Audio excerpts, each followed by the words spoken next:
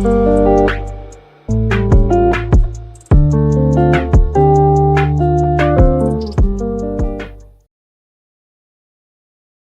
สูงค่าพี่น้องผู้ชมยินเสียงใต้ที่นับยำกูซอกูปายำหลีกตั้งสายลมอีกบาดางข่าวลุงแรงเบิงไหลมาหบทบหบยากันกว่าแทงวันหนึ่งเขาย้อนหาตั้งหักเมตตาตั้งนิมเซอตั้งโจมซื้อมนเปียวตีลูกตีเถาลาพระเป็นเจ้าเขาขามาแต่อยู่ในหูเจ้าเขาขากว่าหางผาหางมันเสกรรมคะในวันเมื่อในเขาก็ได้สืบเห็นยามหลีกใหม่ค่ะเป็น2โกลินตู้เขาเป็นป้าบหลีกดีสลาปอลูเป็นก็ดีแต้มหมายค่ะนะป้าบอ่อนตั้งนั่นค่ะเป็น1โกลินตู้กำแนวก็ได้สืบเห็น2โกลินตู้1โกลินตู้นั่นสลาปอลูอยู่ที่เมืองเอแพดแล้วก็แต้มหลีกส่งมาถึงจื้อเจ้าใหม่ๆครับที่สลาปอลูเป็นก็ที่ก่อตั้งปกตั้งขึ้นมาเว้งเขาค่ะนะเขาก่อตั้งปกตั้งขึ้นมาแล้วก็วายเสียนั่นเขาก็สืบข่าวดังกว่าที่เมืองเอแพดพอหมอกรัตลาดังเกตเกี่ยวรองพระเป็นเจ้าที่นั่นครับเมื่อตึกอยู่ที่นั่นอยู่ค่ะนะก็มีคนส่งข่าวเงาก่อฮอดเพียวถึงที่สลาปอลูจื้อเจ้าเมืองโกรินตูเนี่ยก็มีตังสุกซักปัญหาลองตังหยาบปอปอกเป็นมาหลายสำหลายเปิงนะพี่น้องเมืองโกรินตูก็ทุกย้อนนะครับหาสลาปอลูเนี่ยขึ้นไหวปอกมาแล้วก็ลุมลาจื้อเจ้าเมืองโกรินตูพี่น้องครับมันเหมือนเจังว่าจื้อเจ้าเมืองโกรินตูตึกหาเป็นลูกอ่อนเอแหลงอยู่นะครับแหละเพราะว่าที่ว่าเขาเป็นลูกอ่อนเอแหลงอยู่เนี่ยก็เขาซ้ำมีสู้เกสู้ไผวิเงินนำยากอะนะตั้งอันลัดความภาษาหลากหลายตั้งอันเปลี่ยนภาษาหลากหลายตั้งอันมีสู้เกสู้นะตั้งอันฮอผีลือผีเนาะมีหลายสำหลายเปิงค่ะนะโกยกะดีนะครับมีคนส่งข่าวถึงสลาปอลูมีตังหยาบผึดหลายสำหลายเปิงจอมหลังที่เอาคาเลยเห็นมาขั้นที่1ถึงขั้นที่4นั่นก็เป็นรองของชื่อเจ้าเมืองโกรินตูเพเกิงควายเกิงกันค่ะนะเพมุกเพจุ้มนะครับนะแถมก้อนหนึ่งซ้ำเป็นจุ้มของเปตรุนะครับนะสลาโปลูก็เลยแต้มลิกถึงเขาว่าก็ติดถุดนุกเอาเฮาออกป้นสีวัวระแปดนั่นน่ะมันเป็นผลามันจะเจ้าอีสู้ห้านะครับนะซับแรงสร้างล่างหนีเขารองที่2นั่นก็เป็นรองของ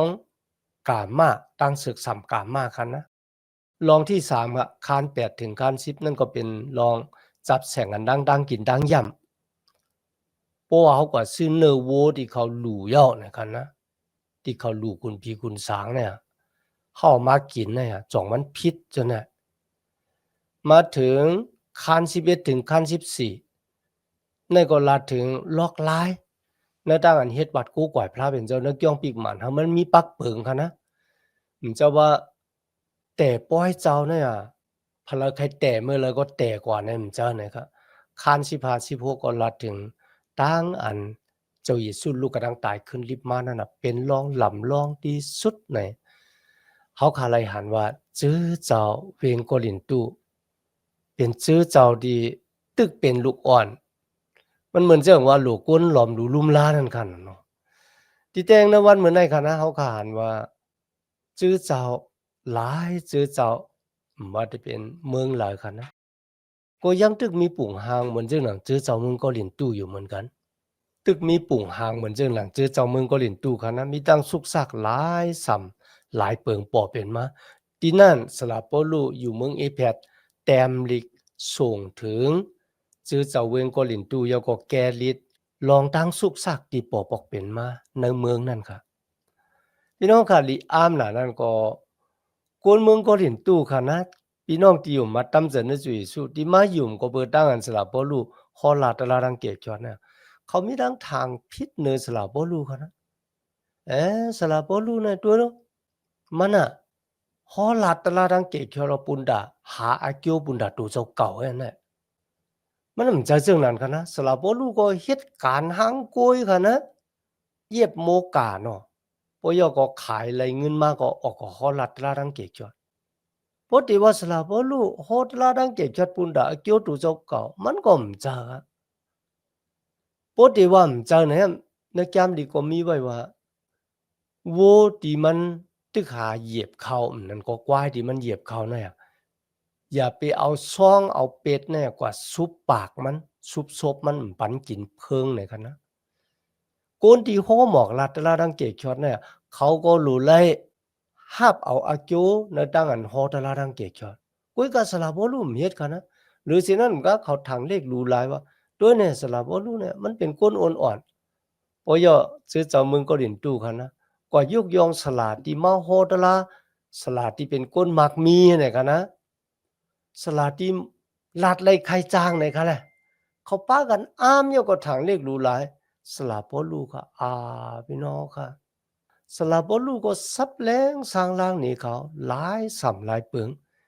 เมื่อเขาอ่านด้วยในจามลิก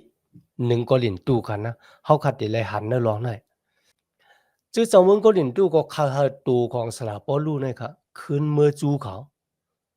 เมื่อเขาอ่านนั้นหนึ่งก็หลินตู้คัน16ขอเก้าหนึ่งก็หลินตู้คัน16ขอเก้ากันนะก็ปูว่าตีไหนอ่ะ มีพักตูผุยไว้ปุนดาคะพักตูผุยเอาไหนคะนะ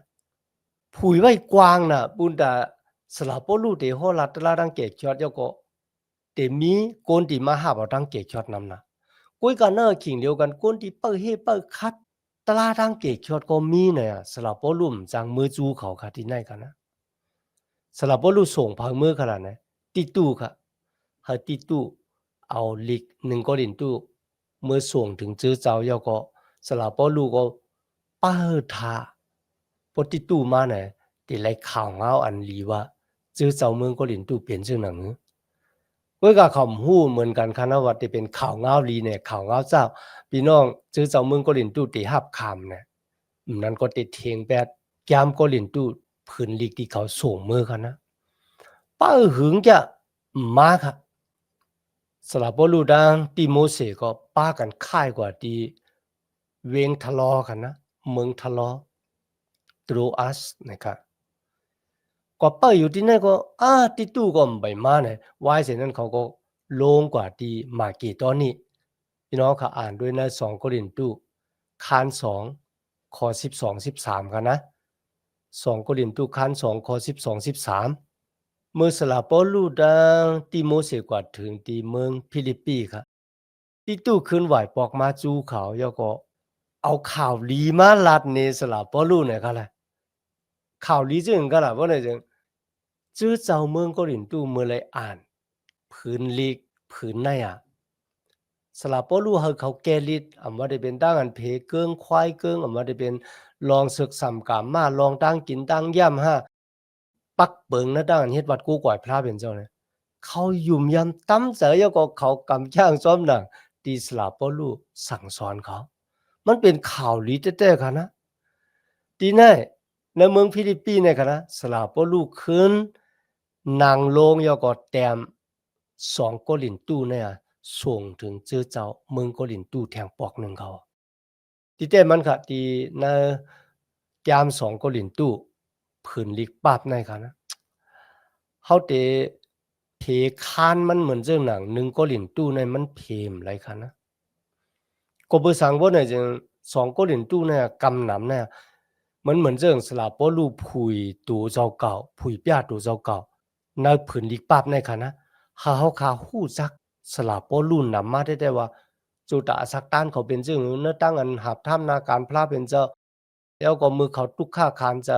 เขาอิงปึงอากูพระเป็นเจ้าจึงเนี่ยแต่ผุยปยาลองส่วนตัวของเขานำแต่ๆค่ะนะแต่เป็นลองปัญหาณตั้งอันหับถ้ำนาการพระเป็นเจ้าเนื้อจื้อเจ้าจึงให้เขาหนึ่งก็เล่นตู้ได้เป็นล็อกไลน์แกลิดตั้งสุกสักที่ปอปอกเป็นมาเนื้อจื้อเจ้าค่ะเนาะ2โครินธ์ขั้นหนึ่งโดยบ่ถึงขั้น7เนี่ยค่ะที่เป็นลองตั้งอันคลิยานที่อาศักลิบอยู่ซึ่งหนังหือลูกล่างตะเปเจ้าก้นอยู่มัดที่อาศักลิบอยู่ในโลกาในซึ่งหนังหือในค่ะเนาะ ในขั้นที่1ข้อที่3ถึง24นะครับนะมันเป็นรองพระเป็นเจ้าปันแห้งปุณตะเยื่องหมายในจุดอาศักด้านของกริยานขั้นที่2ครับเป็นรองพระเป็นเจ้าปันแห้งจ๋าในต่างอันว่นเมลูกล่างตะเปเจ้าตีเลยเฮ็ดวัวระแปดกว่าพระเป็นเจ้าปันแห้งจ๋าในหลวงไหน2โครินธ์ขั้น3พระเป็นเจ้าปันแห้งในต่างอันหับท่ามนาการมันเจ้านาการอันมีมุนเสลของเจ้าเยซูคริสต์นะครับ2โครินธ์ขั้น4เป็นรองพระเป็นเจ้าปันแห้งในหน้าที่การงานดีเลยโฮบทบตั้งทุกข้าหยับผืดปุณดาเจ้าเยซู2โครินธ์ขั้น5เป็นรองพระเป็นเจ้าปันแห้งในตั้งอันหับท่ามนาการพระเป็นเจ้าตีตายตีรีบหู้ในคณะเนื้อตั้งอันหับท่ามนาการพระเป็นเจ้ามันเหมือนเจิงว่าเอาอาซากเนี่ยอาบไว้ในมือของพระเป็นเจ้าตายก็เย่ารีบก็เย่าเนี่ยพระเป็นเจ้าปั่นแห้งมือเฮาหับท่ามนาการพระเป็นเจ้าตีมหู้ว่าตั้งนาติเลยหบทบลองหลีลองจ้าจึงหนังคือในสลับปอลูก็ติซับแรงลองได้ว่าพระเป็นเจ้าปั่นแห้งใจเขา2โครินธ์ขั้น6คั่นนะเป็นตั้งอันพระเป็นเจ้าปันเอ็นแห้งเมื่อเฮาหบทบลองหลีลองจ้าในตั้งอันหับท่ามนาการของเจ้าเยซูคริสต์พระเป็นเจ้าปันแห้งแต่นะครับใน2โครินธ์ขั้น7ซ้ำเป็นรองพระเป็นเจ้าปันแห้งเข้ามาในหัวใจของสลาปอลูครับในขั้น7ข้อที่1มันเป็นรองดังดีสลาปอลูเก็บเงินหลู่กันนะปุนดาเตเอามือจอยก้นอยากก้นผ่านในเวียงเยรูซาเล็มเขาขับมาโดยค้านที่8ค้านที่9ในซ้ำแต่เป็นตั้งอันหลู่เงินของลูกล่างตะเปเจ้าครับ2โครินธ์ค้าน8 1ถึง6อันนี้เป็นปุ่งหางของตั้งหลู่ของคริยานค้าน8ข้อที่7ถึง15ในซ้ำแต่เป็นตั้งอันสั่งสอนลูกล่างตะเปเจ้าเยซูคริสต์ได้หลู่เงินจังหนังหือในขั้น8ข้อ16ดอกบ่ถึงขั้น9ข้อที่5ในซับแรงสร้างล้างลองตั้งหลู่ตั้งต้านของคริยานครับนั่นก็เป็นตั้งอันปันเอ็นปันแห้งให้คริยานเนี่ยหลู่เงินปุนตากการงานของพระเป็นเจ้าครับในขั้น10ครับได้เป็นตั้งอันพระเป็นเจ้าห้องสลับปอลูยก็ตั้งอันเปิดเก็ดเขเฮกังอาศักตานคริยานกันนะเป็นตั้งอันสลับปอลูต่างเปียตัวเจ้าก็ว่าข้าเนี่ยเป็นตำมานเจ้าอันแจกมันจะอันตู้มันกันนะอันเต็มเหลียว2โครินธ์ขั้น11ครับ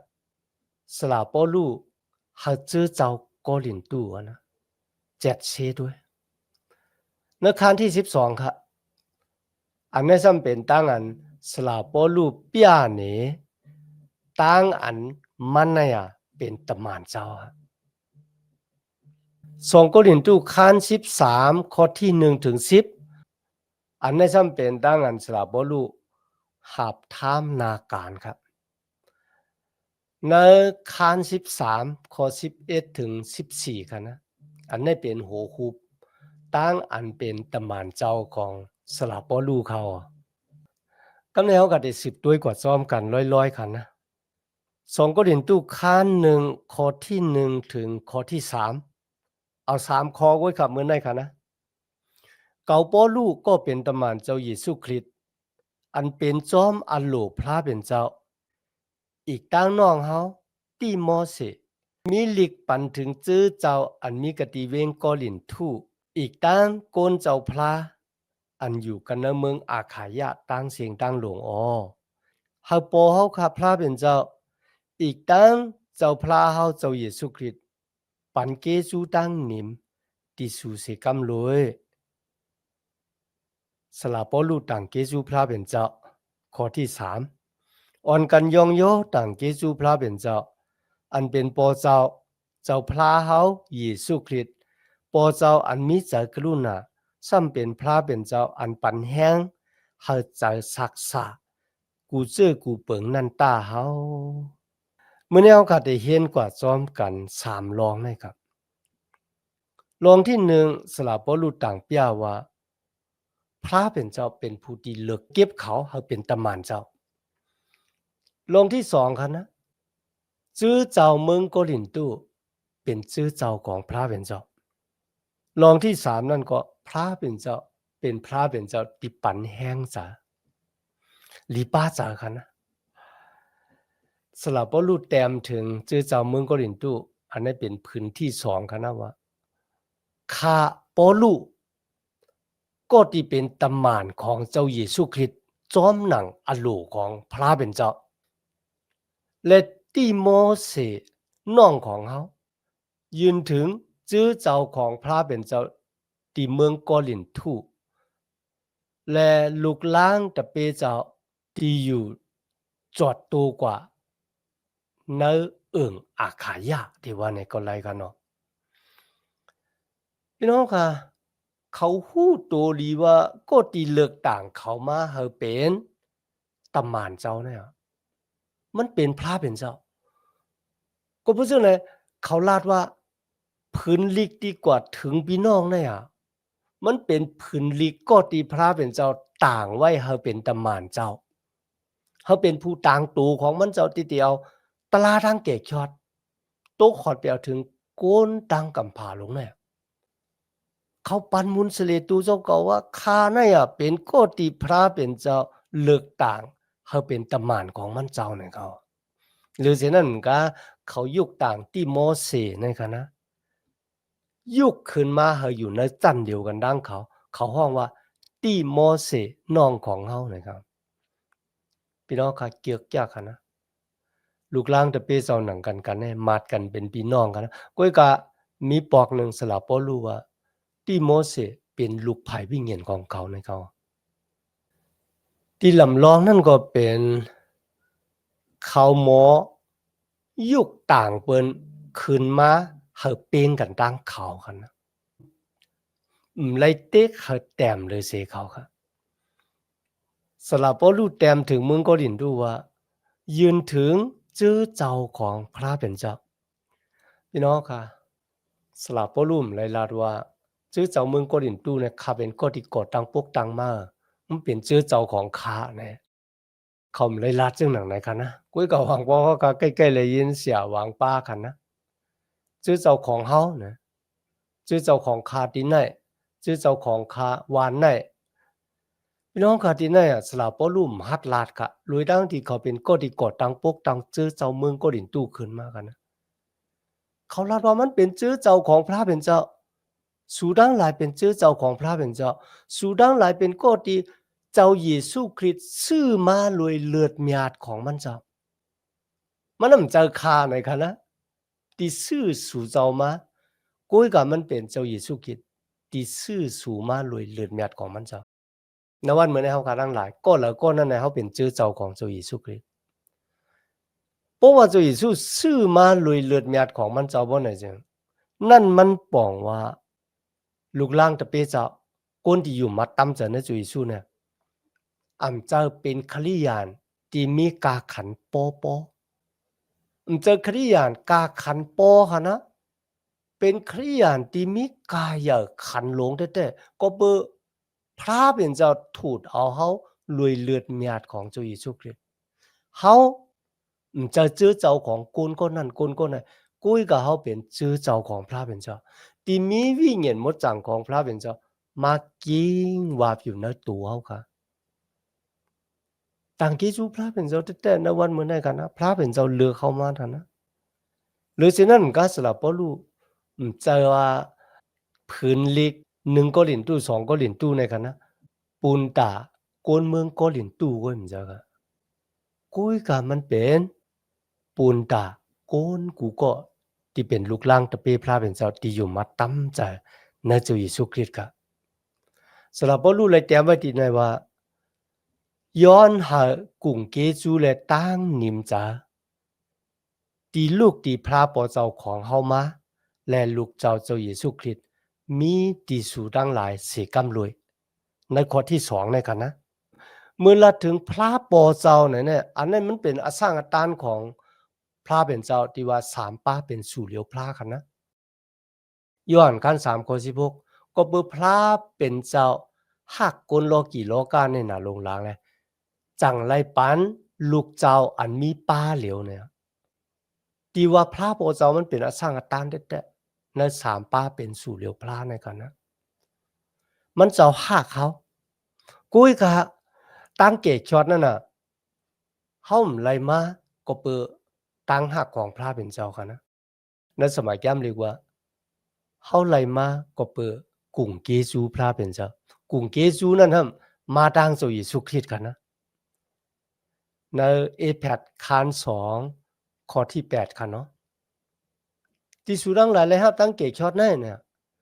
สุดังหลายเลยครับตั้งเกกช็อตก็เปอตั้งอยู่มาดแลกุ่งเกซูของพระเป็นเจ้าตั้งอยู่มาดของเฮาเหแล้วก็กุ่งเกซูของพระเป็นเจ้ามาป้องกันกันนะมาป้องกันนะมันก็เป็นตั้งเกกช็อตก็เพราะฉะนั้นพระเป็นเจ้าหากอยู่ครับก้อยกะที่เกกช็อตเอาเฮาเนี่ยเกกช็อตเอาเฮารวยกุ่งเกซูของมันเจ้าในลูกเจ้าเจ้าเยซูคริสต์กุ่งเกซูมันเป็นนิสังไขไหนพี่น้องค่ะมันเป็นตั้งเปียงโปซะที่เฮากึ่งทึกที่เลยหับขามเอาอะเป็นตั้งเปียงโปซะที่เฮากึ่งทึกที่เลยหับขามเอามันบอกว่ากุ่งเกซูเนี่ยเฮาไหลมาลุยตั้งกำตั้งจ้างของเฮาตั้งดูตั้งต้านของเฮากุ้ยกะเฮาไหลมาลุยดังที่เฮากึ่งทึกกึ่งต้านที่ได้เลยหับขามเอาซ้ำไหลหับขามเอาคั่นนะมันเฮ็ดให้เฮาขับเปียงโปซะแท้ๆพี่น้องครับมีคนก็เลยกึ่งทึกกึ่งต้านเลยหับตั้งเกกช็อตเฮาเป็นคนมีวัวตะแปดคะลูกมีวันกึ่งทึกกึ่งต้านตั้งกำตั้งจ้างก็บ่เต็มทวนตั้งดูตั้งต้านเนี่ยก็บ่เต็มทวนครับต่อจัวซักเนี่ยกุโสตั้งอกุโสเนี่ยเขาว่าเฮามาจู้อกุโสนำเลเสจู้กุโสรู้ก่อนคั่นนะเนาะก็เพราะฉะนั้นสละปอรู้จึงลาดว่าลวยกุ่งเกซูของพระเป็นเจ้าเฮาเลยรับตั้งเกกช็อตนั่นน่ะมันเป็นก็เปือกุ่งเกซูของพระเป็นเจ้ากุ่งเกซูนั่นก็เป็นรองทางที่เฮากึ่งทึกกึ่งต้านที่ได้เลยรับขามเอาก็เปือเป็นคนมีหัวตะแปดโกยกาซ้ำเลยรับขามเอาในเฮาเขาฮ้องว่ากุ่งเกซูเมตตาคะลูกเมตตาพระเป็นเจ้าเนี่ยเมตตามันป้องว่าหือกันล่ะมันมีที่ป้องว่าเฮากึ่งทึกกึ่งต้านที่ได้เลยรับขามเอา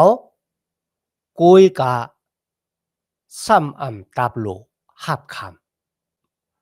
กึ่งทึกกึ่งต้านที่ได้เลยรับขามฮะโกยกาซ้ำตับโลรับขามเอาเป็นคนมีหัวตะแปดกึ่งทึกกึ่งต้านที่ได้ตกหม้องละลายค่ะนะรู้เลยกว่าขามตามหัวตะแปดของเฮาค่ะนะกุ้ยก็ซ้ำตับโลกว่าหาบข้างก็เปือเมตตาของพระเป็นเจ้าอันนั้นเป็นที่ป้องมันกันนะพระเป็นเจ้ามีเมตตาต่อข้าหาเลยรับเจ้ามันเจ้าเพราะว่าพี่น้องข้าฮู้จักข้าเหมือนเจ้าหนังที่ข้าฮู้จักตัวเจ้าเก่านะพี่น้องเต็มถ่อมความข้าอีกอะเหมือนกันเพราะว่าข้าฮู้จักพี่น้องเหมือนซึ่งที่พี่น้องฮู้จักตัวเจ้าเก่านั่นนะข้าได้บ่เคยเรียนเฮ็ดก็พี่น้องอะเฮามันจะกลหลีค่ะนะ ก็เพราะฉะนั้นนะวันมื้อนั้นที่ข้าไหลมาฮ้อหมอกลัดแต่ละดังเกกฉลองพระเป็นเจ้าเลยเป็นลูกหลางตะเปของพระเป็นเจ้าเลยเอาตั้งฮักและพุงดันโคของพระเป็นเจ้าสืบราชเนพิแม่งปันพี่น้องเนี่ยมันนำจะก็ปือว่าข้าเป็นคนดีมันเป็นก็ปือพระเป็นเจ้ามีเมตตากรุณาต่อข้าและมันเป็นก็ปือพระเป็นเจ้ามีเมตตากรุณาต่อเฮากันนั่นเว้ยเฮามันจะคนดีอีกคันนะแต่เขาพี่น้องค่ะลัดซื่อๆบางคนก็ละมาตัวเจ้าเก่าว่าเขาเป็นสุดอกก้องเขาเป็นคนหมดจังค่ะนะคนคนนั้นเป็นคนที่แปดแหลนตัวเจ้าเก่าแปดแหลนตัวเจ้าเก่าครับคนเฮาสืบมาในสายเลือดของบูดาเปสต์และเฮามีสภาวะพ่ายแต้มตั้งว่นตั้งหลีและตั้งจ้าเฮาหมอว่นลองหลีเฮาหมอว่นลองจ้านำเลยสิลองดีตั้งจังว่า ตั้งอันนำนาลูเปิ้นเจอขี้เกียจอะเจอละมักโลภะโอ้เจอมันน่ะเป็นสุขมันมีดังเสียงดังลองดังซะนั่นมันเป็นเงาหักของวัวตะแปดเงาหักของดังทุกข้าค่ะลูกบางคนก็ละว่าข้ามมีวันหนึ่งเลยวันหนึ่งเนี่ยค่ะเอาออกแปดไรเสียงๆเนี่ยคนก็นั่นแปดแหลนตู่เจ้าเก่าก็ที่แปดแหลนตู่เจ้าเก่าไรเนี่ยข่าวว่าคนก็นั่นได้หลีกูแค่ตัวหนังตู่เจ้าเก่ามันยังแปดแหลนไรเนี่ยนะมีคนก็ละสมัยแก้มลิกลาดไว้เอาค่ะละ มีคนก็ละที่มีวัวระเบิดก็เพราะฉะนั้นจุยสุกย่อลงมาเนี่ยมันจะย่อลงมาปุดดาที่จอยคนมีวัวระเบิดกันมีวันหนึ่งกันนะสลาป้าหนึ่งห้องไตก็มันเข้าก่อนนะจ้องปีกหมานยก็เฮ็ดวัดกูกวายเฮ็ดความยองย่อพระเป็นเจ้าว่าย่อมันเหมือนจังว่าไตโก้มันบ่ใครป้าจ๋ามันก็ถามไตโก้มันว่าอ่ะข้ายุ่มว่า sukiek ti nai na le se hong ya li li ti mi na mương hau này ở nèพี่น้องกันนะขิงได้ได้โกงคุกสอะไรกันเดียวอาจจะแต่ห้องยาลีหมอกหือก็ยอคาตึนใครกว่าอยู่ในคณะก็เพราะฉะนั้นใครอยู่ที่ไหนมันหลีเสียตั้งอันตีกว่าอยู่ห้องยาลีนะเมืองเฮารู้ก่อนนะเชื่อถ้าเขามีหัวใจที่เขายุกยองยอเถาลาพระเป็นเจ้า ที่แต่แห่งวันหนึ่งเลยวันหนึ่งในเฮาคาหลุเลยต่างเกจูพระเป็นเจ้าที่ปานอาสากที่มีตั้งอยู่หลีกินวันกระเดียนข้ามสาตีเฮาณวันเหมือนในเฮามีเงินเต็มเฮือนเต็มเยนะมีคำเต็มเฮือนเต็มเยก้อยกะตูเฮาค่ะก่อนนอนในโรงยาย่อก็อาซบอยู่อับๆนั่นน่ะพี่น้องค่ะด้วยค่ะแล้วมันเต็มเมียเกียวซะก็เพราะฉะนั้นณวันเหมือนในต่างเกจูที่มีตั้งอยู่หลีกินวันกระเดียนข้ามสามันเหมือนเจิงเป็นของผักหลักสองที่ลูกที่พระเป็นเจ้ามาที่มีกายขันโลที่สุดสูงแผดกาขันมันทำไรก็เพราะฉะนั้นเขาขันหลุดเลยสกัดตูเขาเนี่ยเขาขึ้นเป็นของผักหลักสองปันที่พระเป็นเจ้าขึ้นนั่นก่อนนะตั้งอันเห็นหูจักอลูมันเจ้าเฮ็ดจอมหนังอลูมัน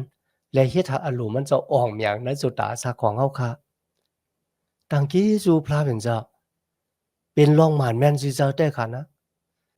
พี่น้องค่ะก็เพราะฉะนั้นตั้งหักของพระเป็นเจ้ากุ่งเกจูของพระเป็นเจ้าเอามาได้เป็นเมตตาของพระเป็นเจ้าที่มีต่อเฮาเนี่ย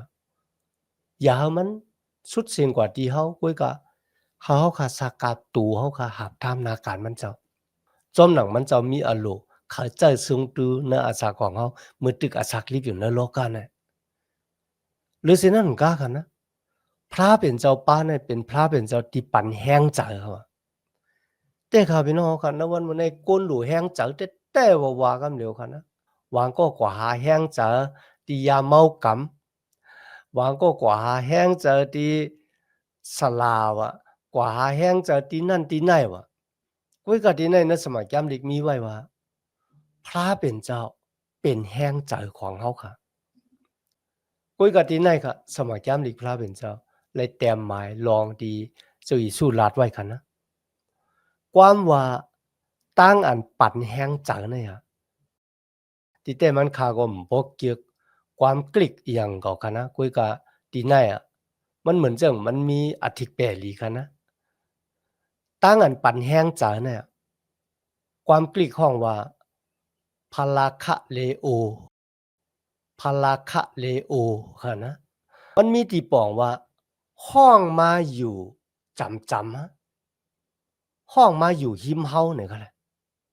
กำในมือละถึงวิ่งเห็นมดจังพระเป็นเจ้าความกริกห้องว่าพาราคริสเฮ็ดเฮาคักคุกจะเลยที่จุยสู้รัดไว้ในโยหันคาน14ข้อ18ค่ะนะเฮาได้ปล่อยสูไว้เฮาเป็นเหมือนลูกกำผ้าปอลูกกำผ้าแม่เต็มปล่อยเฮาเงาเลยค่ะลูก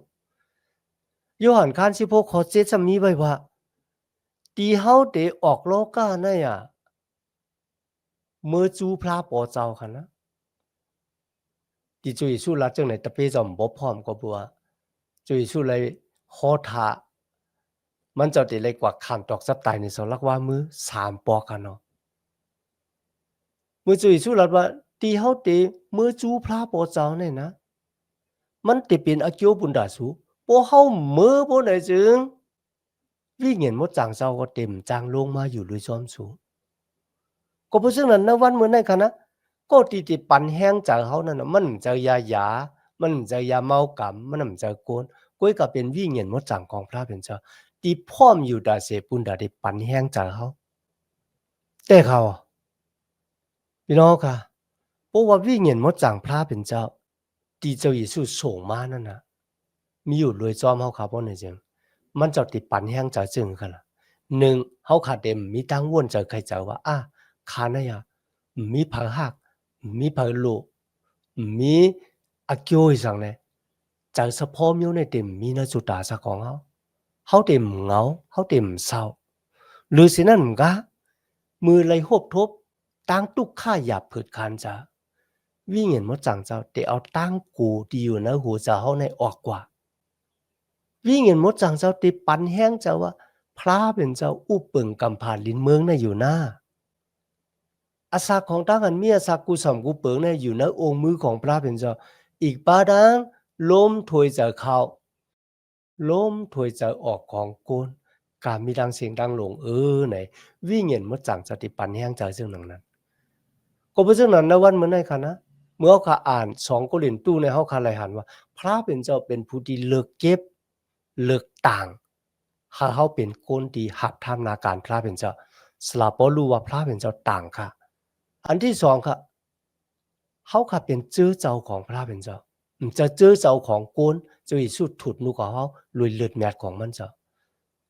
รองที่3นั่นก็พระเป็นเจ้าของเฮาเป็นพระเป็นเจ้าที่ปันแห้งใจเฮาตาสิ